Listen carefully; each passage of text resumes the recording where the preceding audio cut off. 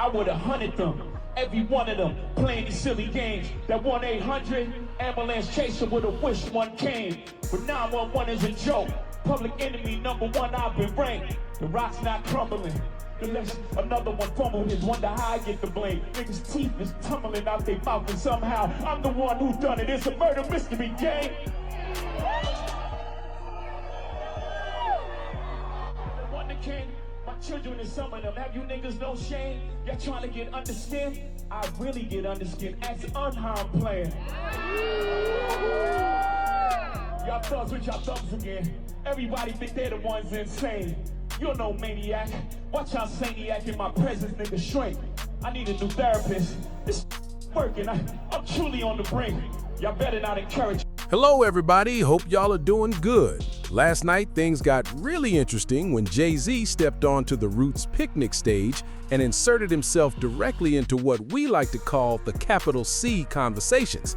And if you know exactly what that means, drop it down in the comments, because he definitely headed in that direction with this surprise freestyle. But make no mistake about it, some clear shots were being thrown. Now, part of what he said sounded like responses to things people have been saying about him for years, and by now, everybody has seen at least some of the bars. The clips are everywhere, trending at the top of social media, spreading across Instagram, hip-hop pages, forums, and every corner of the internet. So naturally, you people are breaking down every lyric line by line and finding even more possible references. Others are pointing to recent incidents and saying that certain bars may have been targeted at specific individuals. But there was one moment that really stood out to me that maybe didn't hit everybody else the same way. It was when Jay referenced getting under somebody's skin and even acted it out physically on stage. Because listen to this, I never thought I'd see Jay-Z go that far with the performance. People immediately connected that line to the past, which brought attention back to the infamous 1999 incident. For years, that situation has followed his career, and while he's referenced pieces of it in music before, people rarely heard him directly lean into it the way some feel he did here. That's why the reaction has been so strong. Lance Rivera, a longtime music executive connected to that era, eventually spoke publicly about the situation years later. According to Rivera, Jay-Z was not the person who actually stabbed him, but many listeners believe the freestyle was aimed at Kanye while also revisiting old narratives tied to Jay's history. The line about getting under someone's skin immediately had fans revisiting that chapter. You know how social media works. One lyric turns into 1,000 theories overnight, and that's exactly what happened here. The bar instantly reignited conversations surrounding what took place back in 1999. Now, when you start looking at the details, the story becomes even more complicated. Different people have shared different versions over the years. Some have always believed Jay-Z was responsible.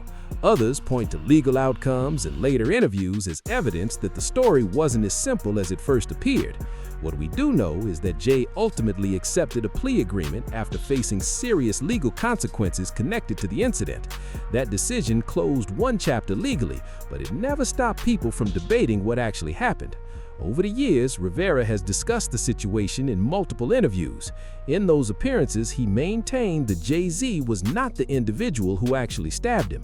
According to reports from the time, Jay-Z pled guilty to a misdemeanor assault charge connected to the December 1999 altercation involving Rivera at New York City's Kit Kat Club. Then years later came the twist that caught many people off guard. Rivera publicly stated that Jay-Z was not the person who actually carried out the stabbing. Looking back at the original incident, the reported motive centered around allegations that an upcoming Jay-Z project had been leaked before its official release. At the time, Jay reportedly believed Rivera was connected to the unauthorized distribution of material from Volume 3, Life and Times of S. Carter. The confrontation eventually unfolded during an event celebrating Q-Tip's solo album Amplified. What started as a tense encounter quickly escalated into a chaotic scene.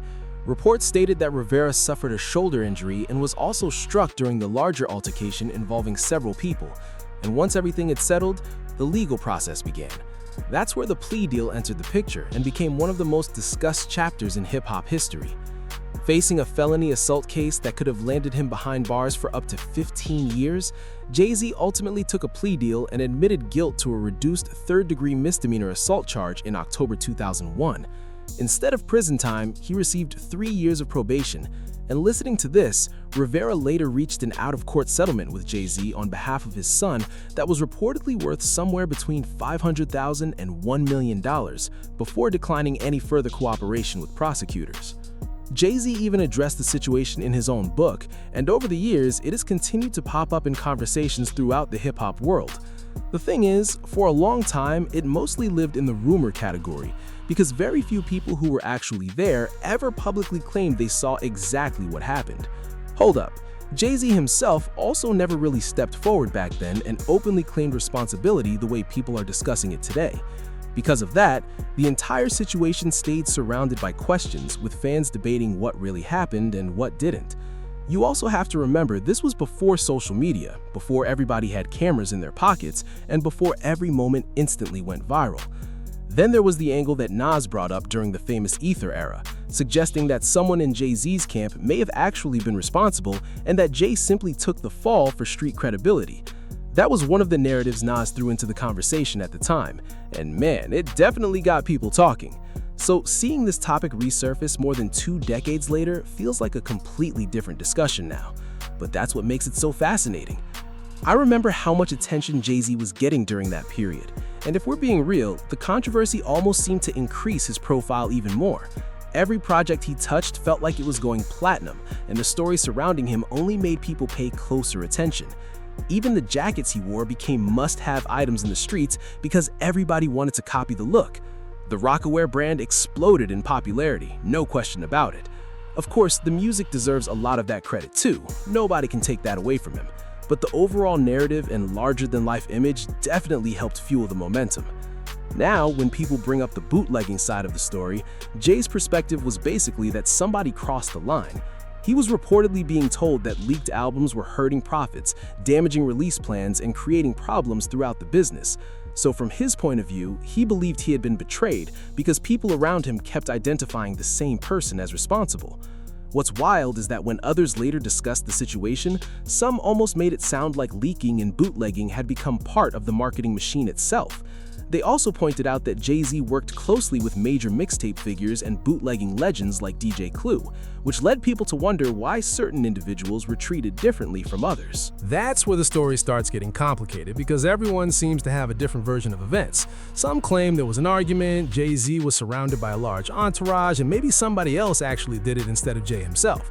But then the obvious question becomes, if that were true, why was Jay the one who ultimately paid the price? That's why so many people still debate the story today. And honestly, seeing Jay-Z casually reference all of this in the present day is what really catches people off guard.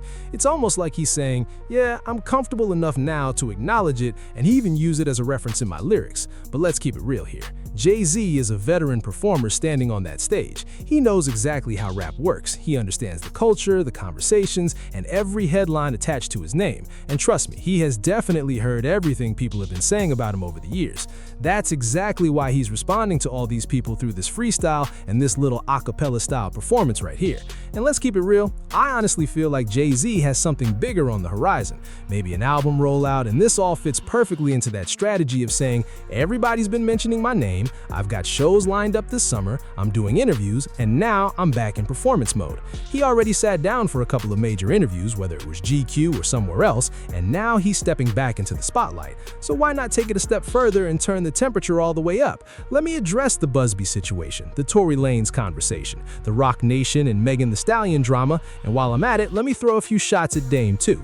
Then maybe I'll touch on Jaguar Wright, because girl, she's been talking about me for years. Let me mention Drake, let me bring up Kanye, let me give the people something to debate and keep the internet buzzing. One thing about Jay-Z, he's always known how to read a moment, control the narrative, and flip attention into an advantage. That's part of what separates great artists from everybody else, because they understand timing and know exactly how to keep the spotlight focused on them. And man, it's clearly working because everybody is talking about this right now. Personally, I'm here for the rap competition, as long as it stays on wax and stays about the music.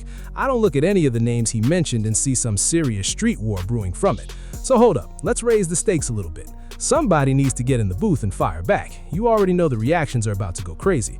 I saw the Dame already drop something on YouTube, although I haven't checked it out yet. And come on now, we all know Jaguar Wright isn't staying quiet because she's probably preparing another interview as we speak. In fact, she was already active on Twitter Spaces earlier today. So, in a way, Jay-Z just gave the entire culture fresh content to react to and discuss.